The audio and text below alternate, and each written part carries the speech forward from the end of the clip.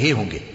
اس روز گناہگار چاہے گا کہ کسی طرح اس دن کے عذاب کے بدلے میں سب کچھ دے دے، یعنی اپنے بیٹے اور اپنی بیوی اور اپنے بھائی اور اپنا خاندان جس میں وہ رہتا تھا، اور جتنے آدمی زمین پر ہیں غرض سب کو دے ڈالے، پھر اپنے آپ کو عذاب سے چھڑا لے۔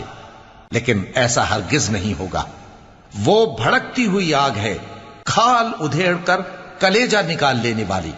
وہ ان لوگوں کو اپنی طرف بلائے گی جنہوں نے دین حق سے اعراض کیا اور منہ پھیر لیا اور مال جمع کیا پھر سینت سینت کر رکھا۔ کچھ شک نہیں کہ انسان کم حوصلہ پیدا ہوا ہے۔ جب اسے تکلیف پہنچتی ہے تو گھبرا اٹھتا ہے، اور جب ملتا ہے اس کو مال تو بخیل بن جاتا ہے۔ مگر نماز ادا کرنے والے جو نماز کا التزام رکھتے اور ہمیشہ پڑھتے ہیں، اور جن کے مال میں حصہ مقرر ہے، یعنی